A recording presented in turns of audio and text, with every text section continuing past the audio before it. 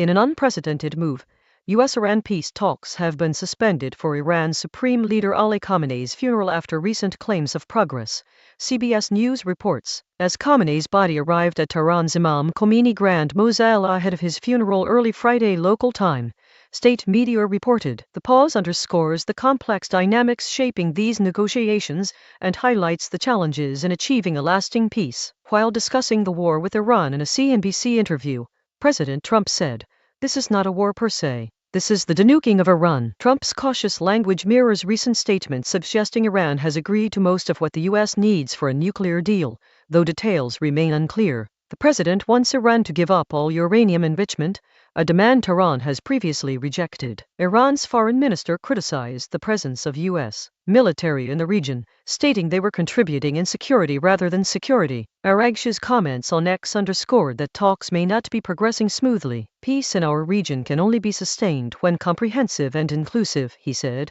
emphasizing the need for no outside interference. Meanwhile, traffic through the Strait of Hormuz has seen a resurgence since Iranian strikes last month. At least 258 ships transited the waterway last week, up from 138 the previous week. Continues to assert its authority over the strait, with Hamid Reza Hajibabai, deputy speaker of Iran's parliament, stating that Iran will not be allowed to charge tolls for use of the strategic waterway. The six-day funeral for Khamenei, expected to draw up to 5 million mourners, is set to demonstrate both domestic and international strength. As these events unfold, the future trajectory of U.S.-Iran relations remains uncertain amidst ongoing negotiations and regional tensions.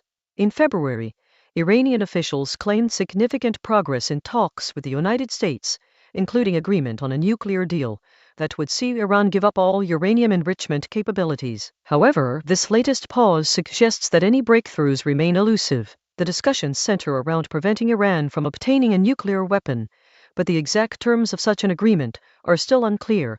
Has been pushing for strict sanctions and demands for complete compliance with international laws regarding nuclear proliferation. In contrast, Iran argues that its right to peaceful nuclear energy is protected under the Nuclear Non-Proliferation Treaty (NPT). The ongoing debate over who will control the Strait of Hormuz further complicates these negotiations. Military presence in the region has been a contentious issue for years. President Trump's remarks highlight his belief that the U.S. military contributes to regional security, while Iran's foreign minister criticizes this presence as contributing insecurity and instability.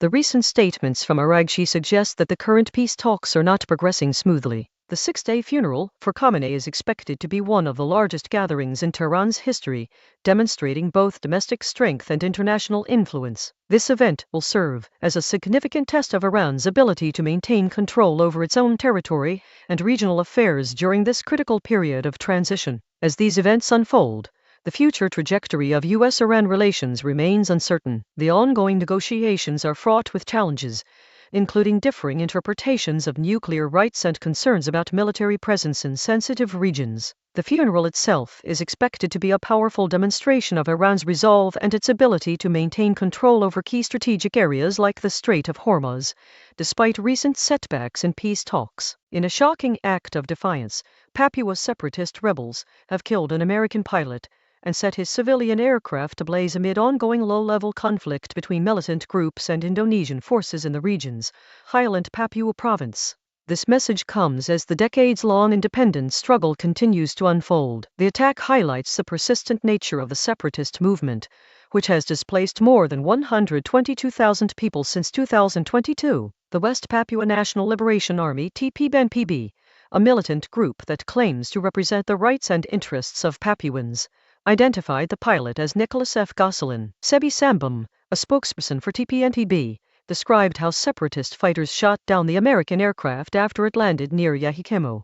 The attack underscores the complex geopolitical landscape, where a U.S. citizen faces danger as separatists seek to assert their autonomy from Jakarta's rule. This latest incident comes at a time when Papua remains one of Indonesia's most challenging regions. The area has seen significant unrest and displacement due to ongoing conflicts, including between local separatist groups and Indonesian security forces. The region is home to diverse ethnicities and cultures, with tensions often rooted in historical grievances over land rights, cultural identity, and political representation. The attack also serves as a stark reminder of the international dimension to this conflict, as it involves a U.S. citizen, The incident has drawn attention from both Washington and Jakarta. It underscores how separatist movements can cross national borders, influencing regional dynamics and global perspectives on issues like self-determination in diverse parts of Indonesia. Papua's struggle for independence is part of a broader pattern of conflicts within Indonesia that have led to significant human rights abuses and displacement. The region has been marked by violence between different ethnic groups, as well as tensions with the Indonesian government over land ownership and cultural autonomy. The attack on Gosalin adds another layer to this complex situation, highlighting how separatist movements can escalate into direct confrontations with both local security forces and international interests. It also emphasizes the ongoing challenges faced by Indonesia in managing its diverse territories and addressing historical grievances that have fueled such conflicts for decades. In what promises to be one of the largest and most significant funerals in modern history, millions of mourners are expected to converge across Iran and Iraq for 7 days of funeral ceremonies marking the passing of Supreme Leader Ali Khamenei. This unprecedented move underscores his enduring influence and sets the stage for a new chapter in Iranian politics under his son, Mujtaba.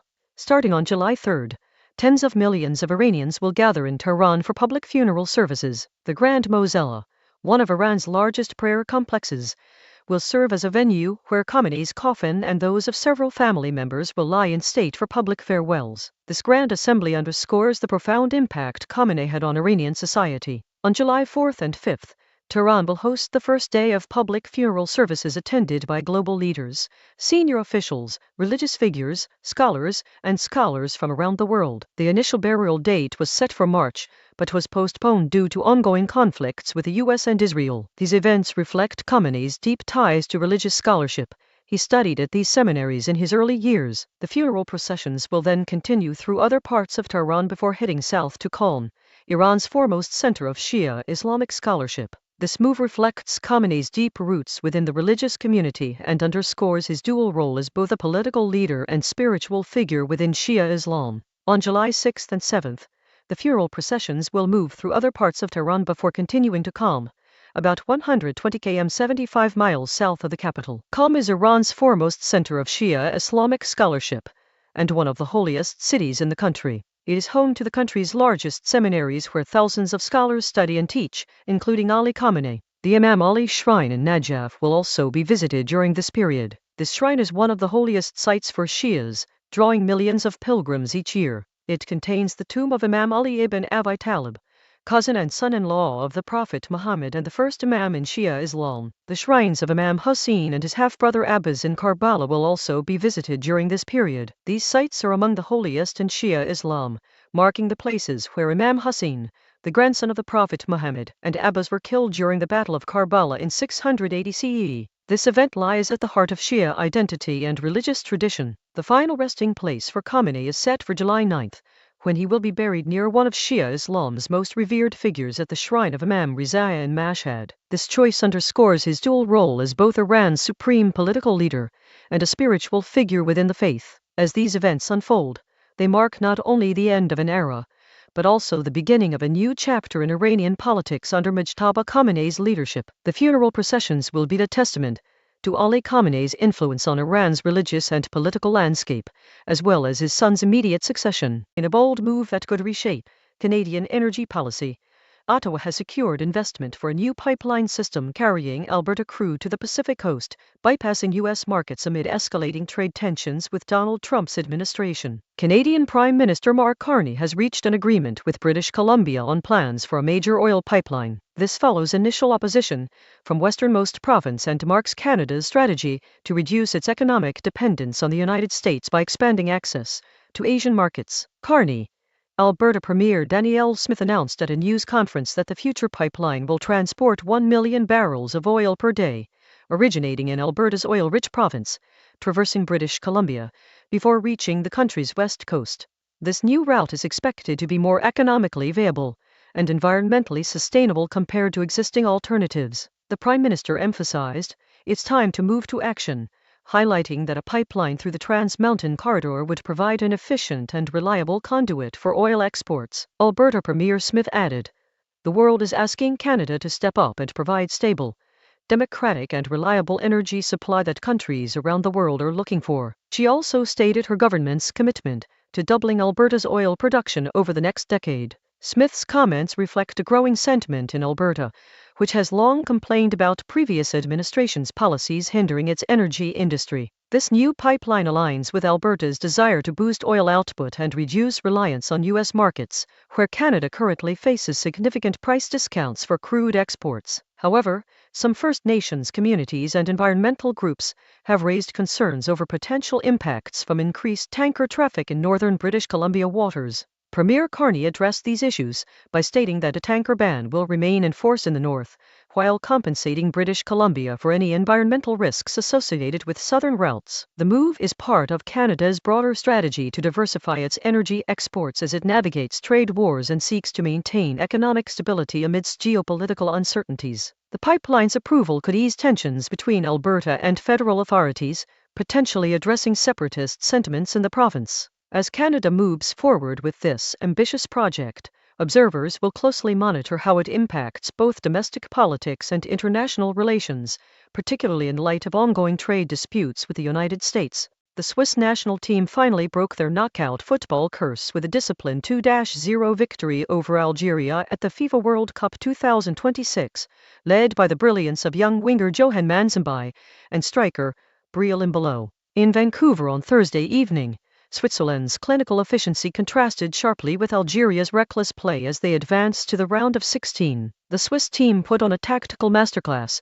shifting formations and laying traps for their opponents before hitting them with 2 sucker punch goals that decided the contest. Manzambi proved decisive in both early moments, first with his solo run leading to Mbolo's opener, then with his defensive contributions that repeatedly shut down Algeria's attacking momentum. The Swiss midfield of Granit Xhaka and Denis Zakaria controlled proceedings with minimal fuss, allowing their attacking players freedom to exploit Algeria's vulnerabilities down the flanks. This historic moment for Switzerland marks a significant shift from decades of knockout football curses. While Algeria showed flashes of quality early in the tournament, they ultimately lacked consistency required at this stage. The Swiss victory sent shockwaves through world football and set up an intriguing matchup for the round of 16. The match began with Algeria showing early attacking intent, putting the Swiss defense under pressure with aggressive pressing and purposeful play. Les Verts had chances to surprise the Natty. Ayour and Mars both came close to opening the scoring in the opening exchanges. However, Switzerland's youthful star Manzambi proved decisive in the early moments.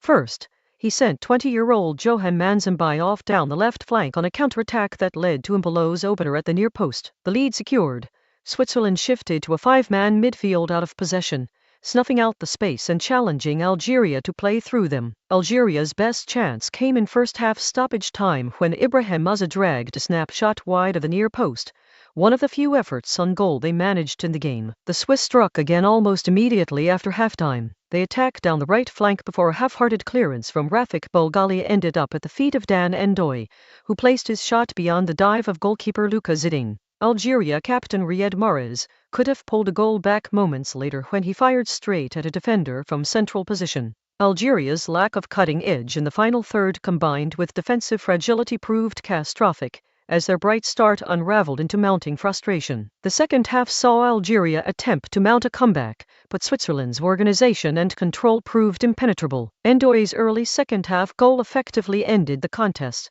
with Phoenix unable to respond despite introducing fresh attacking options. Switzerland's clinical efficiency contrasted sharply with Algeria's recklessness. The Swiss side had chances to surprise their opponents, but they managed them efficiently, while Algeria struggled to break down Switzerland's defense and control of the game. The victory represents a historic moment for Switzerland, finally shedding their knockout curse that had haunted them for decades. In the meantime, the Phoenix tournament campaign ends after a campaign that showed flashes of quality but ultimately lacked the consistency required at this stage. Switzerland will discover their round of 16 opponent on Friday when Ghana and Colombia clash in Vancouver. The Natty set to face the winner next Tuesday in a match full of intrigue and nuance, setting up an exciting matchup for the round of 16. This victory sends shockwaves through world football as Switzerland prepares for their next game against either Colombia or Ghana. In a shocking turn of events, an overcrowded bus plunged from a highway into a rocky ravine in southwestern Pakistan early Friday morning, killing 40 and injuring 8,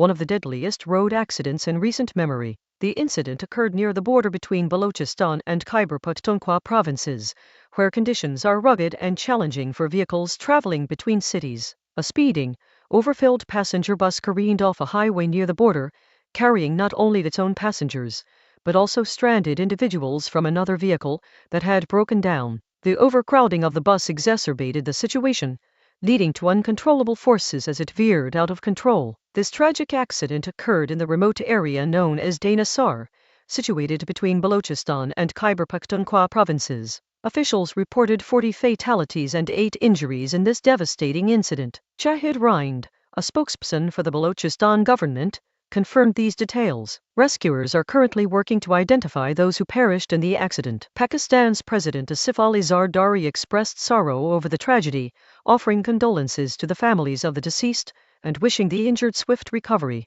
He directed relevant authorities to ensure that all victims receive the best possible medical care. Balochistan Chief Minister Sarfraz Bubti also echoed these sentiments, expressing grief over the loss of life and ordering authorities to provide top-tier medical assistance to those who were hurt. Road accidents are a common occurrence in Pakistan due to poor road conditions, inadequate enforcement of traffic laws, and unsafe driving practices, particularly in mountainous regions. In May, a minibus rammed into a bus parked along a motorway in northwest Pakistan, resulting in 17 deaths and 5 injuries. This latest incident underscores the ongoing challenges faced by Pakistan's vulnerable road infrastructure. The accident occurred near the border of Balochistan and Khyber Pakhtunkhwa provinces, where conditions are rugged and challenging for vehicles traveling between cities.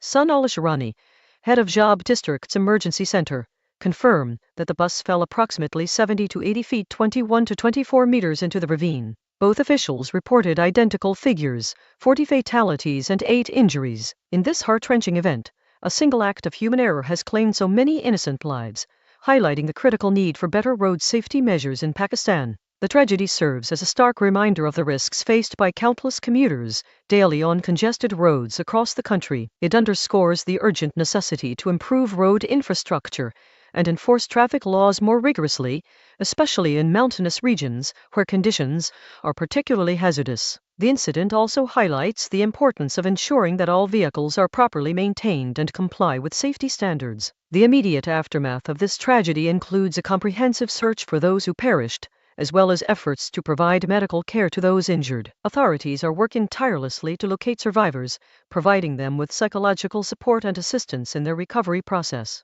The families of the deceased will be offered appropriate support by government officials, ensuring that they receive the necessary help during this difficult time.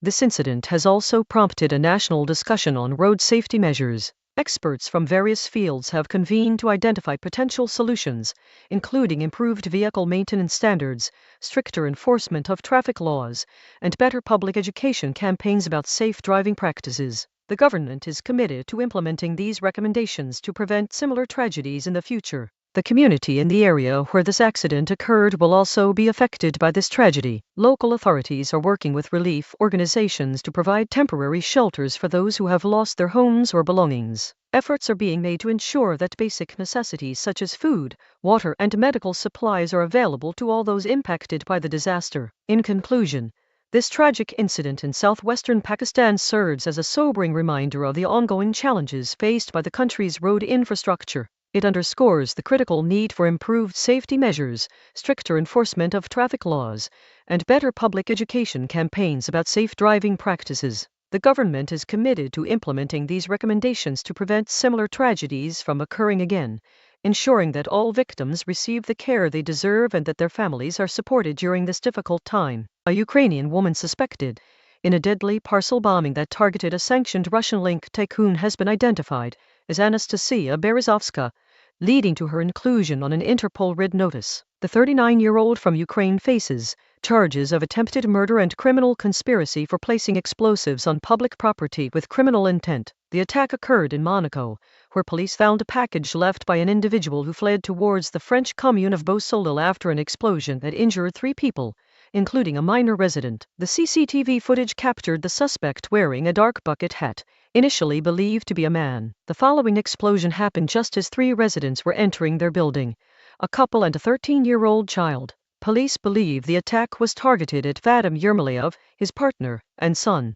Yermolayev is a wealthy real estate developer who has been living in Monaco since renouncing his Ukrainian citizenship in 2019. He has significant interests in the wine and alcohol business in Russian-annexed Crimea and has been under sanctions by Kyiv's government since 2023, with Forbes listing him as the 39th richest Ukrainian with a fortune of $230 million, a circumflex £173.8 million. The attack on Yermolayev's family home in Monaco is seen as particularly heinous due to his status and the targeting of minors. The Interpol Red Notice, issued for Berezovska, states she was born in Ukraine, has dark hair, and bears a possible snake tattoo from her right shoulder to elbow. Police are actively searching for accomplices after this incident that injured 3 people, including Yermolayev's son who suffered minor injuries, but remains critically ill. As of Wednesday, Berezovska's condition had not yet stabilized, while the child victim remains stable in a non-critical condition at the Lenville Children's Hospital. Monaco's Prince Albert Roman II described the incident as a heinous crime,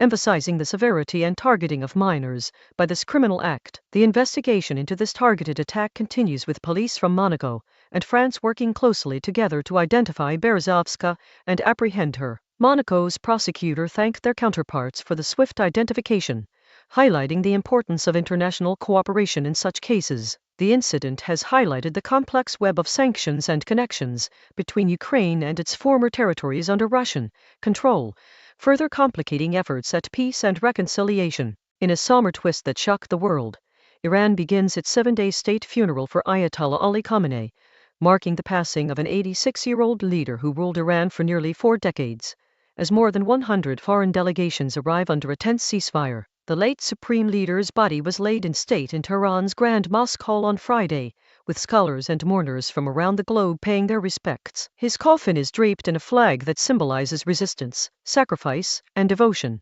previously flown over Iran's revered Imam Hussein's shrine in Karbala. Khamenei died alongside his son-in-law, daughter, and 3-year-old granddaughter in an air strike on February 28, the first day of joint U.S.-Israel military operations against Iran. The funeral was initially planned for March, but delayed by months-long conflict, as foreign dignitaries from over 100 countries arrived to honor Khamenei, including Pakistani Prime Minister Shehbaz Sharif and Iraqi President Nizar Ahmadi. Iranian President Masoud Pezeshkian also paid respects. Major General Amir Hatami pledged revenge against the U.S. and Israel for their role in Khamenei's death. Security across Tehran is at maximum alert as mourners prepare to carry his body through cities, a display of support that could be both a testament to Iran's resilience and a risk of deadly stampedes, reminiscent of the first funeral held for Ayatollah Ruhollah Khomeini. The younger Khamenei, believed wounded in the attack, remains hidden from public view. As the days-long ceremony unfolds, it serves as a test for Iran's battered theocracy and its ability to summon a mass show of support, particularly amid ongoing protests against Khamenei's rule. In Tehran, mourners will see Khamenei's body carried through cities on Saturday and Sunday before being taken to Qom, Karbala in Iraq, and finally to Mashhad. This funeral is set to be both a tribute and a challenge for Iran, honoring its former leader, while testing the strength of its regime amidst ongoing conflict and unrest. In a shocking turn of events, a Turkish court has ordered the detention of comedian Deniz Göktaş on charges that he insulted religious values and President Recep Tayyip Erdogan. The case began when Göktaş's stand-up routine, recorded in Istanbul last month, went viral online, garnering nearly 9 million views on YouTube. Pro-government newspaper Sabah reported dozens of viewers had filed complaints about religious references and jokes mocking Erdogan as a dictator. The comedian was formally arrested following questioning by prosecutors at Istanbul's main airport, where he was detained for questioning after returning from an overseas trip. Göktaş insisted his approach was satirical during his interrogation. He emphasized that the remarks were meant to reflect a topic widely debated in Turkey. According to excerpts of his testimony published by rights-focused news portal Bayanet, Göktaş stated that describing Erdogan as having evolved from a shy dictator to one confident in his identity was reflective of a common discussion within Turkish society. Insulting the president is considered a criminal offense in Turkey and can carry up to 4 years in prison. This case highlights how President Erdogan, who has been in power for over 2 decades, continues to narrow the space for free expression. Critics argue that journalists and government critics frequently face investigation, detention, or prosecution under his administration. The recent developments have underscored this trend. For example, Istanbul Mayor Ekrem İmamoğlu, a political rival of Erdogan, is currently serving a prison sentence for corruption charges. Another case in point is the imprisonment of hundreds of mayors and other officials from the main opposition party on corruption allegations, moves that critics see as aimed at neutralizing the party ahead of upcoming elections. Turkish authorities insist that their courts are impartial and act independently of political pressure. However, recent events suggest otherwise. In this instance, authorities have taken swift action against a comedian who was widely viewed for his controversial remarks. Earlier this year, authorities blocked access to excerpts from Göktuğ's show, including jokes about Erdogan, which were shared on social media. This case also reflects broader trends in popular culture within Turkey. The satirical magazine Lemon's staff is currently on trial over an incitement of hatred charge for a cartoon featuring the Prophet Muhammad and Moses. Another comedian, Tuba Ulu, was briefly detained earlier this year for allegedly insulting a revered historic person with a joke about Ottoman Sultan Suleiman. The latest developments have led to protests at the courthouse in solidarity with Göktuğ. Dozens gathered chanting anti-government slogans, highlighting their concerns over what they see as an infringement on free expression. This incident underscores the ongoing struggle for freedom of speech under President Erdogan's administration and the increasing pressure faced by those who dare to challenge official narratives or express dissenting views. The case of Deniz Göktuğ marks a chilling chapter in Turkey's ongoing battle for freedom of speech, reflecting broader concerns about the erosion of this fundamental right as Erdogan consolidates power. In a bold move to combat overcrowding, Venice's new mayor proposes dynamic pricing for its popular day trip access fee, aiming to charge up to €50 on peak days, far exceeding the current €10 rate. Mayor Simone Venturini seeks government approval, seeking both criticism and support for this innovative solution. The city of Venice has long grappled with the challenge of managing its iconic status as a UNESCO World Heritage Site, while also addressing growing concerns about overcrowding among tourists. The 3-year-old day trip access fee was introduced in 2024 to help offset the substantial costs associated with maintaining and preserving this historical city, which is already under significant financial strain. Venturini's proposal for dynamic pricing comes after a review of the current system revealed that it has not been effective enough in deterring visitors during peak periods. The mayor emphasizes that the existing €10 fee has not done enough to discourage tourists from flocking to Venice on the busiest days, leading to overcrowding and strain on essential services. Instead of imposing a fixed higher fee, Venturini suggests implementing a form of surge pricing where the charge can fluctuate based on demand. This approach aims to both alleviate overcrowding and help cover the costs associated with maintaining Venice's UNESCO status. The city currently spends €100 million annually just to keep Venice physically intact, a cost that is not covered by tourism taxes or international critics. Venturini argues that, while the surge pricing system would be a temporary measure, it gives the city room to experiment with different pricing levels and thresholds. He proposes setting an upper limit of €50 as an initial proposal, giving the city flexibility to adjust based on further testing and research. The mayor acknowledges criticism from activists and opposition politicians who argue that the current fee does little to ease overcrowding and potentially diminishes Venice's appeal as an authentic city. However, Venturini counters this by stating that the proposed pricing system would be a temporary measure, allowing for experimentation with different levels of charge based on demand. He proposes a cap at €50, but admits they are still determining the optimal threshold for such a system. The mayor explains that day trippers generate significant waste and costs since everything must be done manually: cleaning streets, managing litter, and maintaining historic sites. Venturini emphasizes that while the proposed pricing system aims to address overcrowding, it does not solve the underlying issue of balancing tourism with resident needs. He notes that the city's resident population has dropped below historical levels, currently standing at 48,000. However, the number of tourist beds has increased to over 51,500, highlighting a stark contrast in visitor numbers. The mayor also points out that this discrepancy is due to many students and seasonal workers who spend most of their year in Venice without registering as residents. Venturini argues that these individuals contribute significantly to the city's economy, but are not counted among its official residents, complicating efforts to manage tourism influxes effectively. Venturini's proposal has sparked both praise and controversy within the political landscape of Venice. Some view it as an innovative solution to manage tourist flows, while others argue for stricter visitor limits. The mayor acknowledges these criticisms, stating that his goal is to find sustainable solutions for Venice's future, balancing the needs of tourists with those of its residents. Despite initial concerns over the proposed €50 price cap, Venturini maintains that this proposal allows for experimentation and adjustment based on further testing. He emphasizes that it does not mean everyone who comes to Venice would pay €50. Rather, it provides a framework within which the city can experiment with different pricing levels. In conclusion, Mayor Simone Venturini's dynamic pricing system represents a significant step in addressing the challenges of managing tourism in Venice, while also considering the needs of its residents. While still under discussion and subject to potential amendments, this proposal offers hope for finding sustainable solutions that balance the allure of Venice as a tourist destination with the preservation of its historical and cultural heritage.